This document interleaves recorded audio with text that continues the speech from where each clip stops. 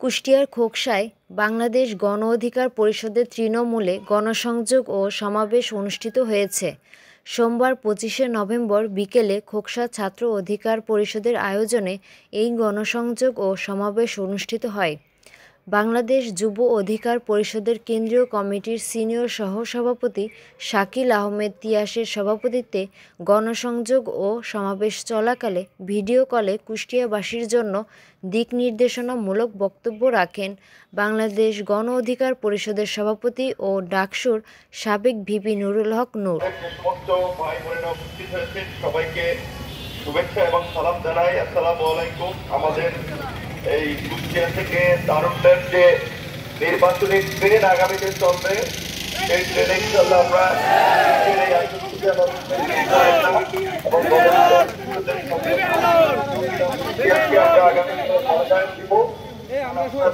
রাজনীতিতে তরুণরা নতুন মুখ আসুক, তরুণরা এগিয়ে আসুক। অন্তর্বর্তীকালীন সরকার আমাদের আন্দোলন সংগ্রামের মধ্যে দিয়ে আমাদের সমর্থনে গঠিত হয়েছে। এই সরকারের আমাদের যে যৌক্তিক দাবি দেওয়া, সেটা যদি আমরা তাদের কাছে প্রেস করি, সেটা বাস্তবায়ন হবে। আপনারা জানেন কুষ্টিয়া জেলার হসপিটাল, এই স্বাস্থ্য সরকার বিশিষ্ট যে হসপিটাল, তিনি কিন্তু আমাদের যুবনেতা ইয়াস ভাই আমাকে জানানোর পরে সে নিজে মন্ত্রণালয়কে দৌড়াদৌড়ি করে তিনি অনুমোদন নিয়ে নিয়েছে।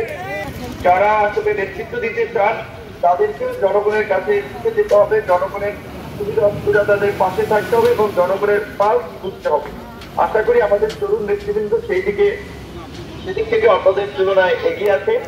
আশা করি দেশের মানুষ যেভাবে গণ আন্দোলনে গণ অভ্যুত্থানে তরুণদের নেতৃত্বে সাড়া দিয়েছিল, রাজপথে নেমে এসেছিল, আগামীতেও তারা এই নতুন রাজনীতি প্রতিষ্ঠায় তারুণ্যের ক্ষমতায়নে তারা তরুণদের পাশে থাকবে এবং গণ অধিকার পরিষদের নেতৃত্বে কুষ্টিয়া একটি শক্তিশালী গণ অধিকার পরিষদের ঘাঁটি হিসেবে গড়ে উঠবে। মানুষের মাঝে একটা সহনশীলতার রাজনীতি আমরা বিনির্মাণ করতে চাই। আঞ্চলিক পর্যায়ে যে দল করুক, মত করুক না কেন, এলাকার সবাই ঐক্যবদ্ধ থাকবে এবং গণ অধিকার পরিষদের সেটি আহ্বান।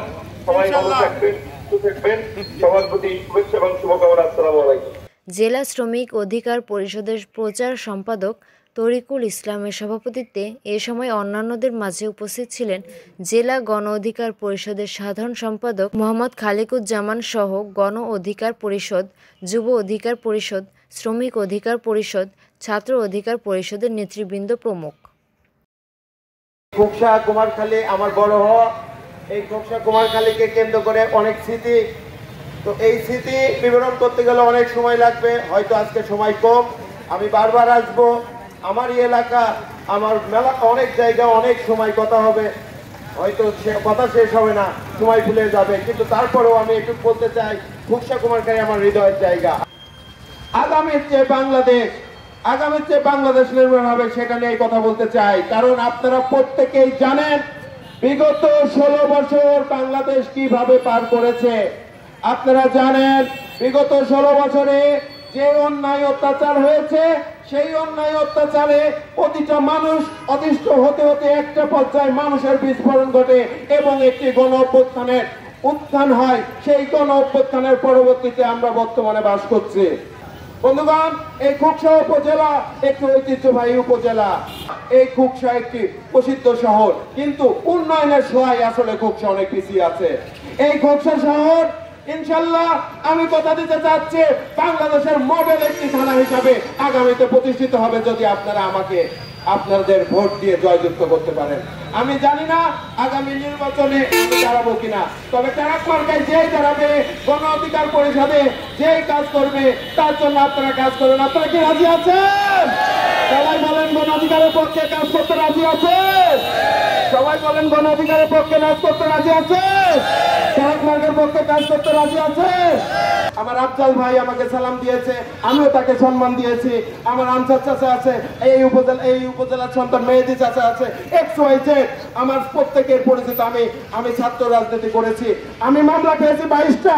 আমি ঢাকাতে যখন ভুলে গিয়েছি এই জুলাই মাসের যুদ্ধে, তখন আমি মারা যাচ্ছিলাম, আমার চোখে অন্ধকার হয়ে যাচ্ছে, এই চোখটা বন্ধ হয়ে যাচ্ছে, আমি চোখটা বারবার খোলার চেষ্টা করতেছি। আমি আমাকে বলতেছি, ইতিহাস তোকে তাকাতে হবে, তোর অনেক কাজ আমার 3টা বুলেট লেগেছে, রাবার বুলেট না, তাজা বুলেট, এই শরীরে এই ক্ষত নিয়ে ঘুরতেছি।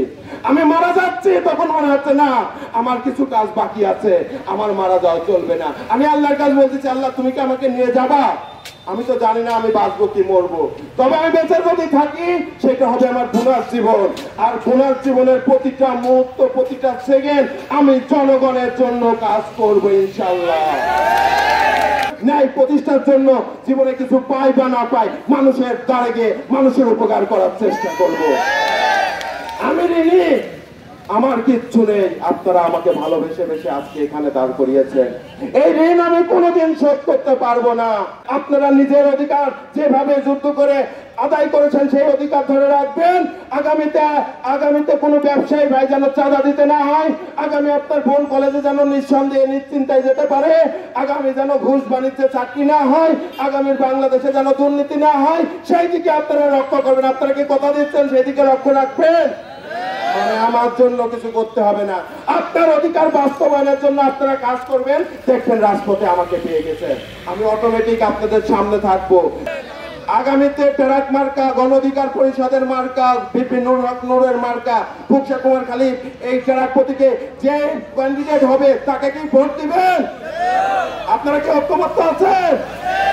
আমি কিন্তু ওই বিল্ডিং থেকে নামি নাই, আমি আপনাদের মতোই খেটে খাওয়া একজন মানুষ। আমি সোনার চামচ নিয়ে পৃথিবীতে আসি নাই। তবে আমি এইটুকু জিনিস আপনাদের বলতে চাই, আগামীতে কোনো অন্যায় করতে দেব না।